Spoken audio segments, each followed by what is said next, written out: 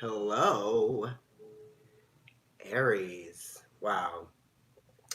Long time no see, but actually not quite, because you're sometimes the last sign that I do. So look, I put the energy in the cards. Now I'm just going to shuffle them and lay them out. I'm going to do an affinity spread, and then I'm going to just go. I'm playing like some 1920s, 1930s vintage music because I love that. The Roses are sort of like in their stage where they're giving in. Hi! Good afternoon, Tanisha. Ooh, the death card. That's Pluto. You know, that planet actually is a co-ruler of Aries in some, um, what would I call them? In some astrologers' theories, right? So I cleared the deck out. Now I'm shuffling it for you, Aries. One more time. Okay. So Aries is associated with power and authority, right? Just like the sun is, and just like Pluto would be.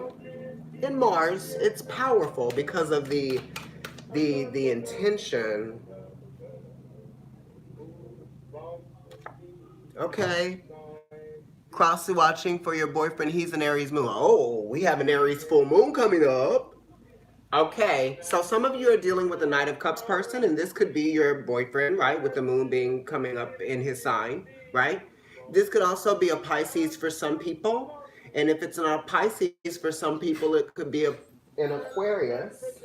This is my roommate who's also an Aries. Hi. Let's be silent. Oh my god. Oh my god. You have a cat. Oh my lord. I knew he was gonna bring a cat, you guys. This live is turning into something crazy. Okay, stay with me because We're gonna be my silent. roommate got a cat, you guys, and he brought him here, and the cat is coming out. Oh my god. Wow! You did it. He's an Aries. Look, he did it. Oh my god, turn the light Hello, on. He's so cute. Look everyone. at the cat. Oh my god, he's so adorable. Look at you. Wow. Hi. Hi, everyone. This is my roommate. He is also a witch. She said, oh my God, that's very exciting. Thank you. I can't wait. When this is done, I'm going to deal with that. Wow, you guys. My goodness gracious. Okay, so I don't think that I've actually cut the cards. I'm going to do that now, right? But this Knight of Cups person is very significant to you. You might be intimidated by an emotion, right? Or an emotional state of being, okay? And it's also a responsibility, right? You might have a responsibility to show some compassion to someone, or, maybe you are just seeing it as like something that you need to do, right? You might be understanding, right? Your perspective has put into place for you, a feeling of being compassionate towards someone. And you may have at first seen it as being something that was intimidating, right? But now you feel like you can possibly deal with it, and this could be someone coming towards some of you, right, in a loving way, or this could be something coming towards you in a loving way, right? Like I said, my roommate is an Aries, and he actually is showing compassion to an animal. And here's a Knight of Cups. Okay, so I think I've cut it for you. And the card that's at the bottom of the deck is the Tower. And the Tower is talking about great change. You know what I mean? This is number 16, and it's the first stage of spiritual enlightenment, right? So it's saying that something is changing for you, Aries, a great deal. It is about to. It might have already happened for you. And this is also Mars. So this is your energy. And Mars right now has just transited into Libra. So, that's the house of relationship and pleasure, balancing things out, harmony, love. Venus, the goddess of love, rules Libra. Okay. Being that this is a 15, it's a 6. So this is great change, right? That's happening in your your daily life or your natural rhythm, right, is going to change drastically, okay? Because the tower is 15 and it's a 6, so it's related to the 6th house, that's Virgo, okay? Yeah. So let me go ahead and lay the cards out. I'm going to try to make this reading, whatever. That's kind of what happened with the Libra reading. It was supposed to be like 20, but it went to like 24. All right, so we already talked about the tower. So it could be dealing with Scorpio, so you could be feeling transformative, or it could also be, something with work or just something with responsibility, right? Because Mars is exalted in Capricorn. And right now in Capricorn, we have Saturn and Pluto, which that's for you, Aries, your house of career, right? And what you have gained from your experience, right? Of taking advantage of opportunities that are meant to get you from one place to another, right? Because, opportunities aren't necessarily things that come around one time, right? The opportunity itself, the way that it looks, the smell of it, for another opportunity to come later that's supposed to help you elevate or get to another stage in your life.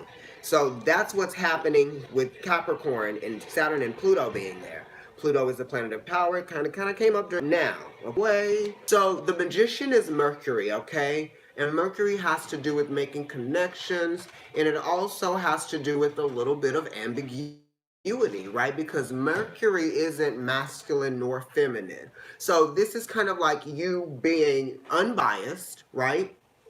This is exciting, and it's kind of a new idea, obviously, because it's the magician and the Mercury rules the mind. Okay, so you have a fresh take. This might be a new beginning. The idea of yourself might be new because Mercury rules Aries esoterically, right? And Aries is the first house, and the magician is the first card. So that's something that they share. And this is also talking about resources, right? And understanding where the resources are and how to utilize them. There's a little bit of alchemy here, right? It's a dignified card because it's putting you in a new position. And with the lilies and the roses there, then that also looks at other cards that have very dignified meanings behind them too. Like the Two of Wands, which is dominion that sometimes the Queen of Swords, well, that's in this deck. The Queen of Swords has roses, and I think she might have lilies. And then in some of the aces, right? And maybe all of the aces in this deck, you will find those lilies and those roses, okay? This is the Morgan Greer deck. But, this is talking about understanding that when you shift the energy, then that changes direction, right? Because Mercury changes direction. Mercury is about to go retrograde in Scorpio right now. Scorpio is related to this Tower card. So this is just saying that this new beginning that we're about to go into, well, or your new beginning, right? Because it's the magician. And also the Tower, which is changing something, changing the foundation or changing your understanding, right? It also has to do with responsibilities changing because the 6th house talks about responsibilities, right? Being that it's ruled by Virgo, and that is your 6th house, especially if you're an Aries rising, okay? The immediate influence and what I also look at as the challenge here, what's crossing you, is the 8 of Cups. So this is Saturn, right? Which is a karmic teacher, learning valuable lessons that are going to sort of like help you get from one place to another. And it's the planet of karma. So it's like it wants you to learn the lesson. And once you learn the lesson, that is like your approval goes up, right? So this is kind of like maybe you're feeling challenged by staying in a situation, right, where the circumstances may have not gotten better or worse because, um, it, it's almost like there's instability within the fact that you are allowing yourself to stay mentally focused and maybe, you know, giving up your power because you have an emotional attachment to something, right? Because Saturn does talk about restrictions and being bound, okay? But the Pisces doesn't want to be bound to anything. It wants to be able to move around and stuff like that, and going to bring you pleasure, right? It might even bring you pleasure walking away from this thing that you feel like you're putting a lot of intense emotional focus, or maybe it could be, challenging you, because Saturn does challenge us. Saturn would never give us any easy lessons. We would never grow, and we would never experience, great levels of karma. And, the moon is in this picture, in this card, because Pisces is related to the moon in the tarot. The moon card rules Pisces, right? We could look at the moon card ruling Cancer, but it really is a chariot in the tarot. Astrology is different. I look at it all. But the 8th house is talking about strengths and weaknesses, right? And that's kind of like looking at the highs and the lows, because all of the 8s look at the highs and the lows, expansion and contraction. And this is kind of like your emotions kind of like evaporating, right? Because Pisces is talking about water that can change into any state, because it is the most unstable water sign, being mutable water, because water is the most unstable element, right? So this is allowing yourself to change, shape shift perhaps, into all of these different forms of water to sort of placate maybe to someone's emotions, or maybe even to your own. You might even feel like you're lost within a karmic cycle, okay?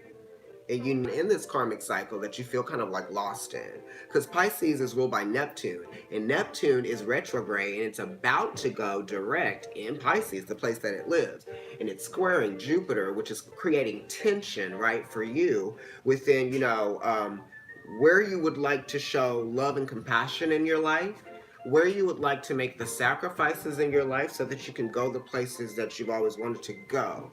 And Sagittarius is talking about, learning, right? Because it's opposite it's opposite Gemini, and Gemini is talking about the mind, and Sagittarius is kind of like, well, if you have a mind, what are you learning so that you can attach it to what your goals are so that you can get there. What's the point of anything if you can't do it, right? What's the point of learning? We shouldn't learn anything. Everything that you learn is meant to help you go further in life, basically. So it's saying that you've learned something. The karma has been paid, right? Because it's an 8, and the 8th house does relate to completions. Pisces is completion around the zodiac. And also Pisces, esoterically, I believe, is ruled by Pluto.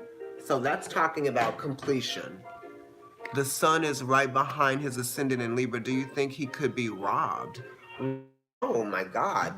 The sun is right behind his ascendant in Libra. Does that mean that is his sun in Libra, or is his sun in Virgo?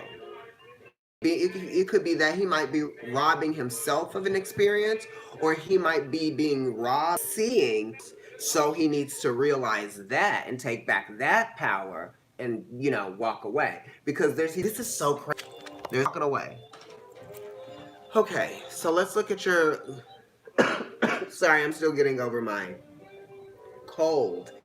I was supposed to go to a party tonight, but I don't think that I should go because it's kind of far and it was cold today, so it's definitely going to be cold tonight. Because the 12th house, adding to your boyfriend, the 12th house talks about losses. So if you're Pisces, or if you have the sun in your 12th house, you're going to experience sacrifices that just happen. So you deal with that, and that's why you're so sensitive. That's why 12th house people are very sensitive to things, because they already are experiencing a multitude of submission and having to deal with the circumstances that may be unfair, Let's look at the past. Wow, another Pisces card. So in the past, the recent past, you sort of have understood something, right? There was something that was revealed to you, maybe even in your dreams or just from your subconscious, that came into your consciousness, because the magician is subconscious. The high priestess is the subconscious. And you know, she talks about completion too, because the high priestess is Pisces and it's the last sign in the zodiac. It talks about travel, but maybe travel in a means to escape, right? And it also does talk about pleasure too. Realizing something would bring you pleasure. You're kind of waiting for this cycle to complete itself. Interesting because this Eight of Cups is here with that crescent moon that is waning. And then you have that same crescent moon in the card that rules all the Pisces oriented cards here, the High Priestess. It's a 2. So it's talking about security, emotional security, okay? And it also is talking about love and compassion, right? And this is kind of like, you know, the white pillar, the black pillar. It's talking about yin and yang, you know what I mean? Maybe even the life force, okay?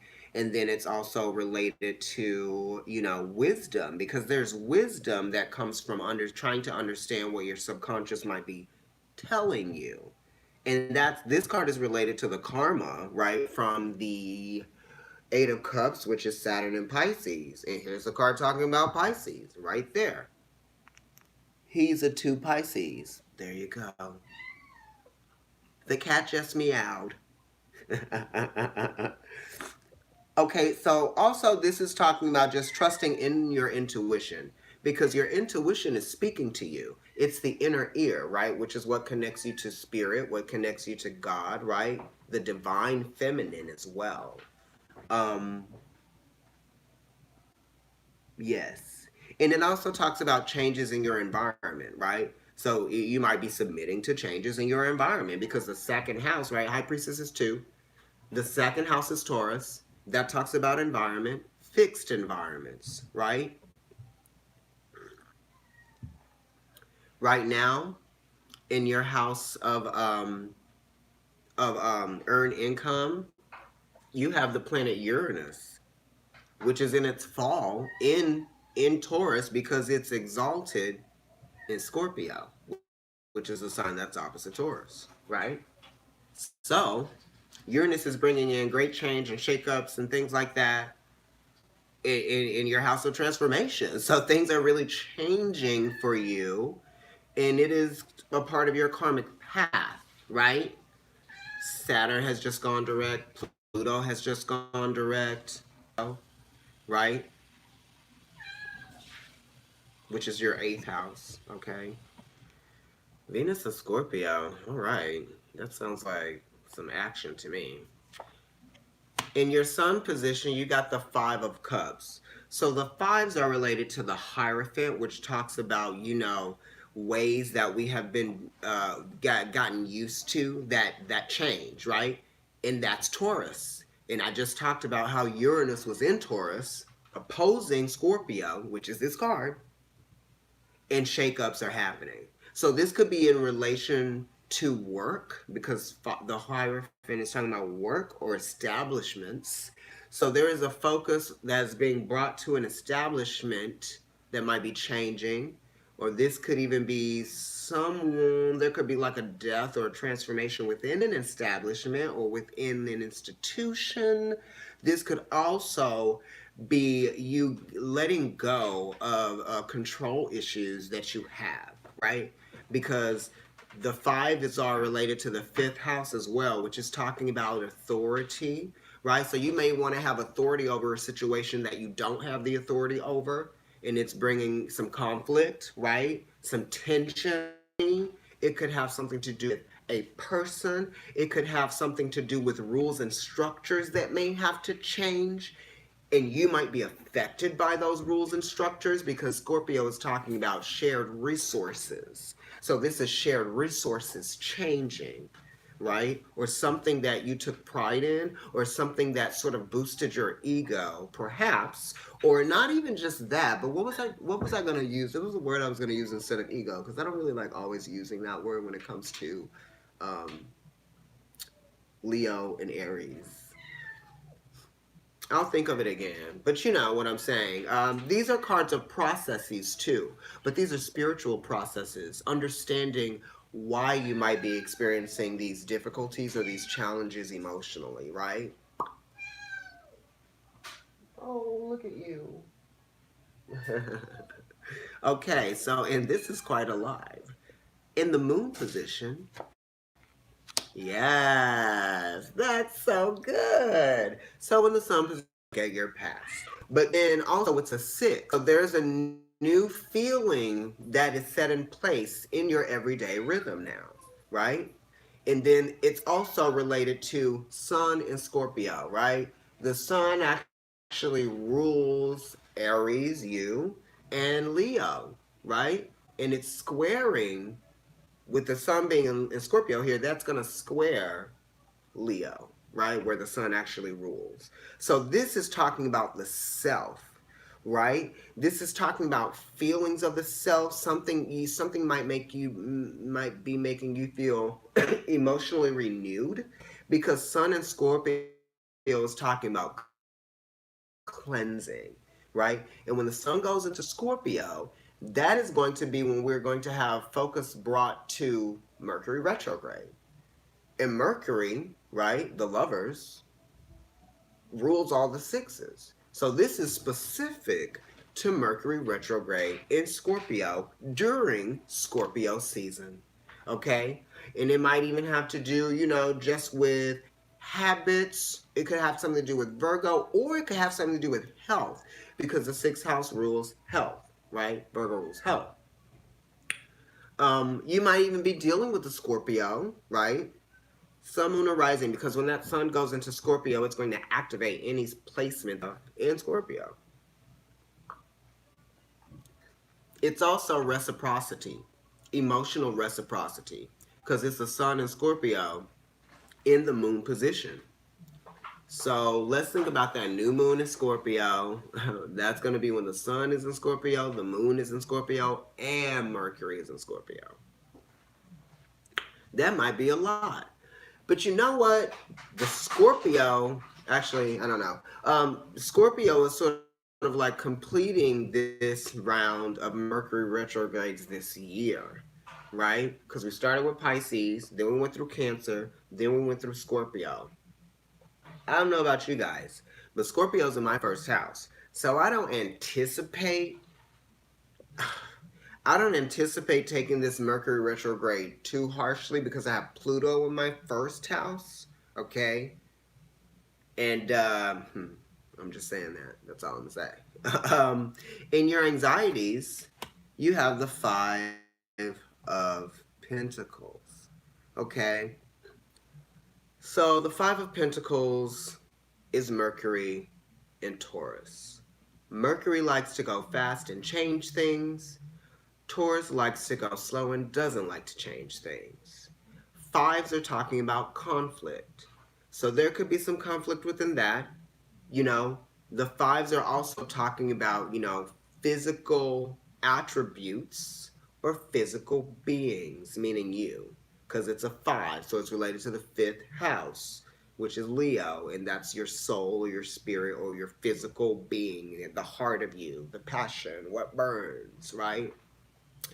So something could be affecting that. Something could be affecting your body, because this person does have some bandages, and some gauze on.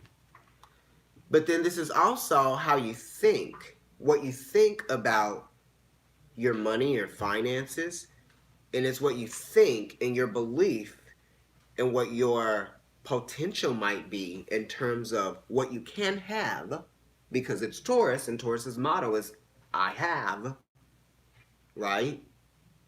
It's interesting because I have isn't really doing anything, right? Aries, I initiate. Gemini, I communicate. Cancer, I feel. Virgo, I organize. Libra, I balance. Scorpio, I control. Capricorn, I use or I consume. Sagittarius, I philosophize, right? Aquarius, I know. Okay? And knowing is doing something, also a state of mind, which is why Aquarius rules meditation. And Pisces, what is Pisces? I don't even know what theirs is. What is there? Somebody tell me. I'm sorry, y'all. Pisces always get the short end of the stick. Oh my God. I'm used to being alone. So when I saw something coming towards me, I was like, oh shit. He's a Pisces. Your brother. Oh, the cat is a Pisces, you guys. I'm sorry, little baby. I don't know what they're. What is it? I dream. Okay, I'll give them that. I'll say that because that's probably written somewhere. I dream, right? So that's all doing something. And Aquarius too, but you know, Aquarius is neither here nor there. It's very ambiguous, and Mercury is exalted there. So the fact that their motto is "I know" is kind of like I know, and it's I know, right? So they have knowledge, and that's Saturn being there. But Taurus is I have, right? I don't even know, but is have an adverb? I guess to have, having. Okay, right. Okay, so theirs is very spiritual. These fives are very spiritual, right? Because it's kind of like Taurus is I have reality, because Taurus is fixed, and their reality is what makes them feel strong and powerful, right? That reality going unchanged. So this could be a change in your reality that might not make you feel as powerful as you usually do, because you might not be identifying or embodying the change, or you may not actually be seeing where this change is meant to, you know, help you become like new or something, because you know the fifth house is the sun, and it's always regenerating. So the fives, the five of cups, the five of pentacles, the five of wands in a different way, and the five of swords.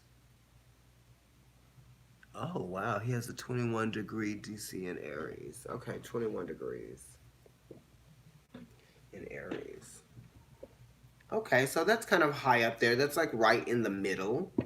Um, but yes, you know, it's the fives are meant to show you where you might feel like you have lost something, or you might have something taken away from you, or everything as you knew it isn't the way that you expected, because the, you know, Taurus does have expectations.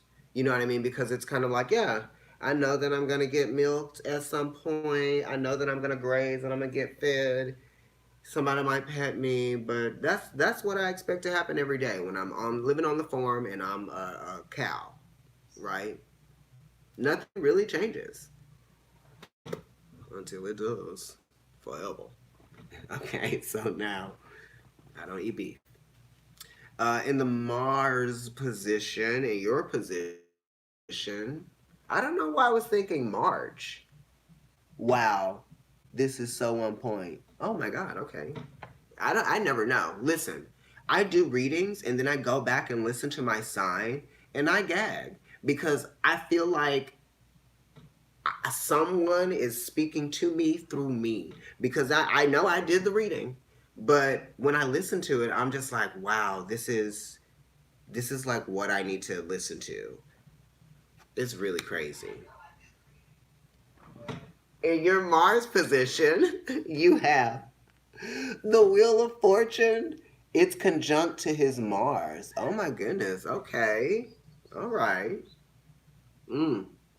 Conjunctions are powerful. The Wheel of is his Jupiter conjunct Mars. That's a lot of energy. So the Wheel of Fortune is a 10. The 10th house is Capricorn. That's where Saturn and Pluto are right now. So this is saying being that reduces to a 1, which Aries is the first house. So Aries does take advantage of opportunities. So this is saying that you're going to be taking advantage of an opportunity. This is a stroke of luck, or this is something coming towards you, right? You might even be overwhelmed by something that has to do with career or business. um, this is also kind of like being ready for anything, right? Being ready because Aries is ready because it's the first house. But then the Wheel of Fortune is Jupiter, so he wants all the things, and it's saying anything can happen here. You know what I mean? Just be ready for whatever happens. So this is saying be ready for whatever happens because there might be something that comes in and shifts, changes the narrative for you. You know what I mean? And it's kind of like and this is too.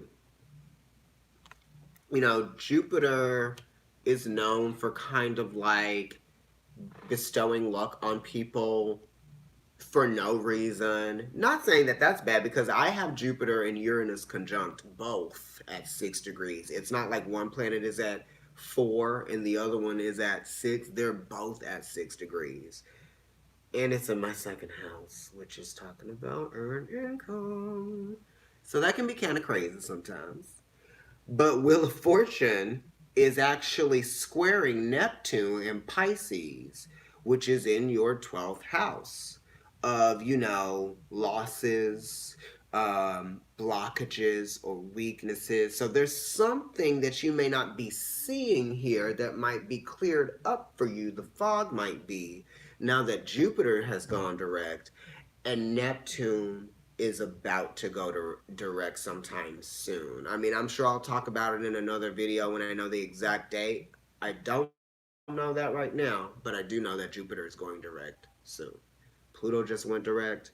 You know, um, the only planet that I feel like will be retrograde or planets after all of these go direct will be Mercury and Uranus, which those are related to each other because Mercury is the higher octane of Uranus. So when we start to think about those two being the two planets that are going to be retrograde, it's talking about our mind and it's talking about our higher mind. And how connected are we to our higher mind, which is talking about purpose, right? Because the magician definitely has a purpose. So you're definitely thinking about your purpose because Mercury rules Virgo, and Virgo is of service, and they like to have a purpose. And so does Gemini, right? But you have to give Gemini a purpose because Gemini is like, I don't know how I do all the things. And you're like, no, go do that, and then do this, and then do that, and then do this. And they like puzzles and things.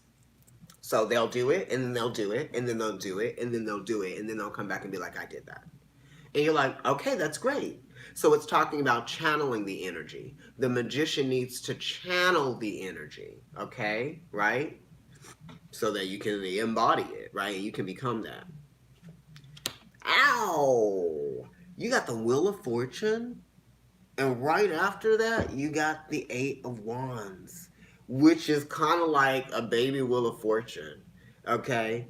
And it's talking about power because it's an 8 and it's talking about courage and strength.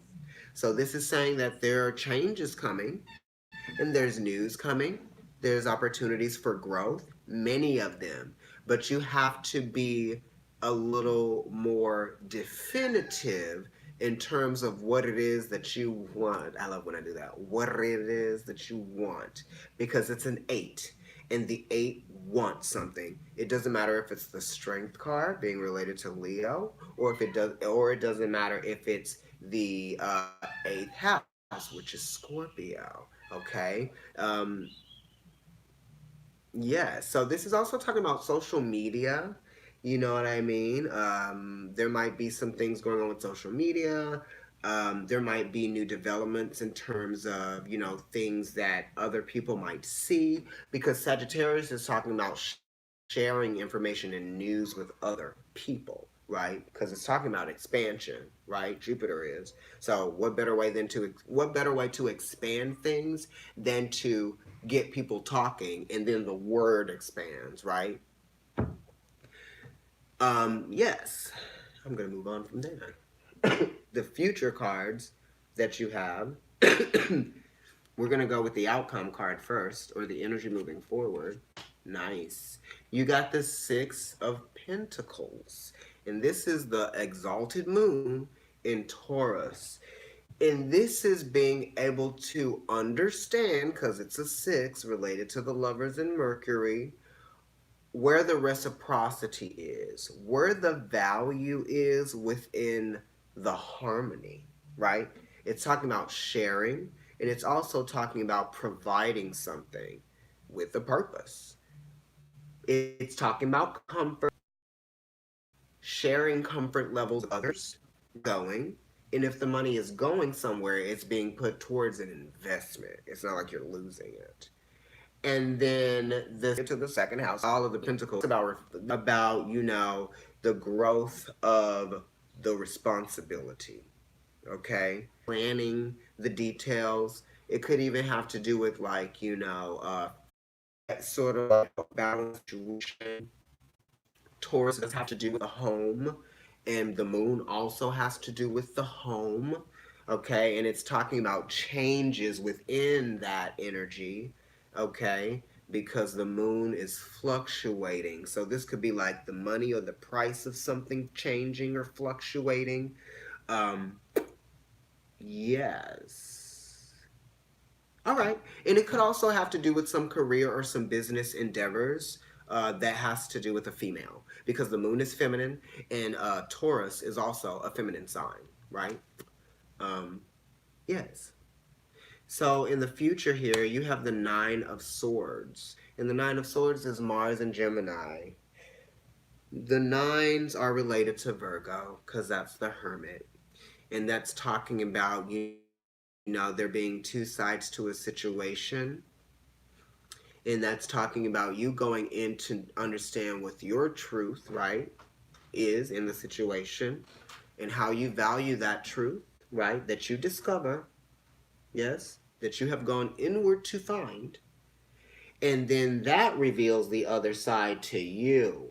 Okay, and that's related to travel because it's travel that happens inwardly, right? It could also be external because it's a nine and it's related to the ninth house. But the ninth house is talking about philosophizing, right? So it could be you going inward and having these epiphanies that give you a new philosophy about something, right? It's an understanding and it's talking about changes within your mental process because, it is swords. And that nine being there, that's a very magical number. Threes, you know what they are. It's kind of because there's so many questions or there's so many considerations, right? It's all the thoughts, and you're trying to process all the thoughts at one time. Because Sagittarius, the ninth house, does bite off more than it can chew. Virgo does bite off more than it can chew. You know what I mean? Mars is willing to take risks, okay? And this is, Mars also is Aries and it's the head, okay? And this is a Gemini card, so it's talking about the mind. So you could be giving yourself headaches over this, or this could just be talking about you just kind of like organize your thoughts in your head so you can understand where it is that you're going. Okay, so let's look at your last got. So related to Taurus. It can be related to Libra because Libra loves the idea of two. And it could be Aquarius because when you add another to the one, okay, so there we go with that. So there's the judgment card. It's all of that. You could be dealing with an Aquarius, okay? And the perspective might have been challenged, but now you want to set yourself free from a perspective that may have held you back. Okay, and then this is also talking about something being revealed to you spiritually, right? And also really needing to let go of something. Also forgiving yourself because it is related to resentment. And like I said, it can definitely be related to Pisces, and it's in the cards. It's hard to sort of like, um, what do archaeologists do? What do they do when they sort of take things out of Earth?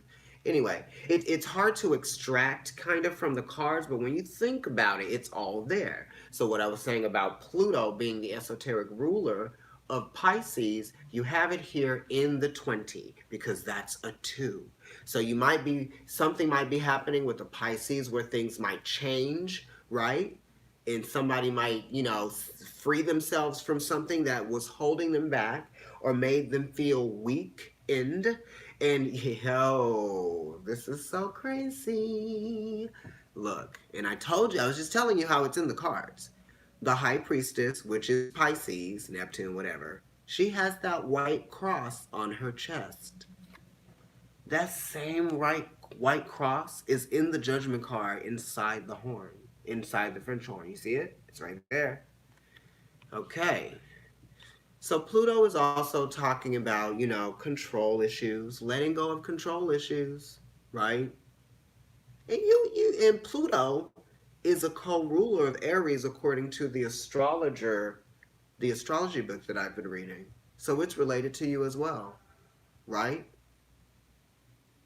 So you yourself could be setting yourself free from something that you felt was holding you back. And it has to do with this Knight of Cups here. It also has to do with this High Priestess. It has to do with this Eight of Cups directly. The Eight of Cups and the Five of Cups, right? Because the Five of Cups is suffering loss, right? Suffering loss. But the Eight of Cups is experiencing loss, right? So suffering from loss and experiencing loss are two different things. You know what I mean? Because experiencing loss, you get a loss. But when you're like, I don't have that thing that made me feel like I was who I am, and you lose that, then you have to rediscover who you are within that loss, or there's something that's being taught to you from the higher place, right? Because Taurus rules the inner ear, and it's related to that Hierophant card, which is talking about spirituality and belief systems. So it sometimes we look towards us or prove the belief to us that we should have in ourselves, right? So we'll be like, that thing makes me believe in myself, and that thing is gone. Oh my God. So it's not like you don't believe B, because it's a 5, right? I can create. You might be trying to like stay in this place that you are not in anymore. Or, you might feel challenged that it doesn't mean the same thing anymore, right? And that's kind of what Scorpio gives us. Because it's like if I had 5 cups, yes, I'm living for my 5 cups. 3 of them broke. Fuck the collection. But you still have 2, so now it's like, it's kind of like a pairing, that type of thing. So this could be downsized, right? Or this is just you understanding that there's something that is going to reduce, right? It's going to make you feel like you have been reduced. And then whatever it is that you're looking at, because it really is talking about reduction, but it's getting down to what really matters here, right? Because when this thing goes, it's getting down to what really matters. Because when I cook a lot, right? Ooh, I'm missing your comments because I like get lost and start looking off in space. I'm sorry. The reduction, like if you take a balsamic vinegar and you reduce it, it's easier to take. It's sweeter, right? You didn't think so because you had to kind of like change it, or you had to cook it down, right? And then it becomes sweeter. You can almost just kind of like eat it with your fingers.